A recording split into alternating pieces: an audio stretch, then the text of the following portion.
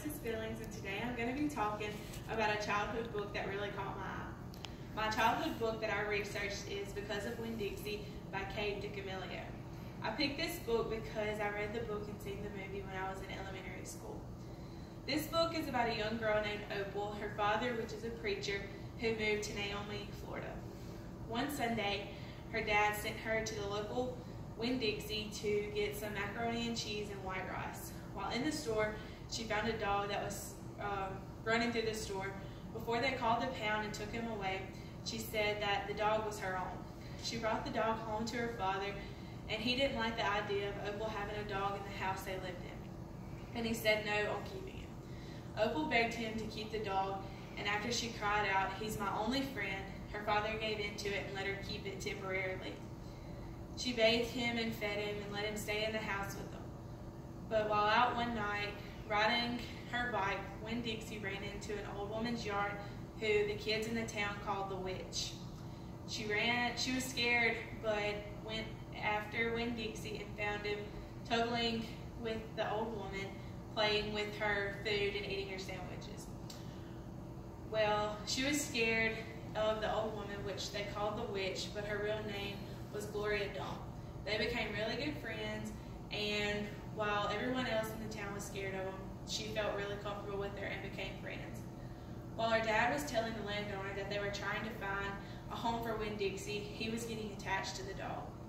Opal went to the local library and met the librarian, which was named Franny Block, whom she became really fond of, and stayed at the library listening to stories that she told about her childhood and about a bear that broke into the library and stole one of her books. Opal found a pet store that was located in the outskirts of town, and she started working to pay off a collar which she bought at that store. Otis, who worked at the store with Opal, was brought down by the law and found out to be guilty of a charge that he broke in and hurt somebody. Well, after talking to the police about Opal working there, the police talked to her dad about it, and he didn't like the fact that she was working there. Well, Opal thought that she had the reason that she left when she was younger because her mom left her and she didn't feel like she was worth anything to her dad. After talking to Gloria Dump about her mom, she decided to have a party to get to feeling better. While at the party, a thunderstorm came and Winn-Dixie ran and hid because he was scared of the thunder. They all were really sad about it, so they began singing a song. During the sweet, soft song, Winn-Dixie came back. After he returned, Opal felt like she was lonely. She wasn't lonely anymore, that she had Winn-Dixie, Franny, Gloria, Otis, and the preacher, which is her dad. Because of Winn-Dixie was published in 2000 by Kate DiCamillo. This was her first novel. DiCamillo did not start writing until the age of 29.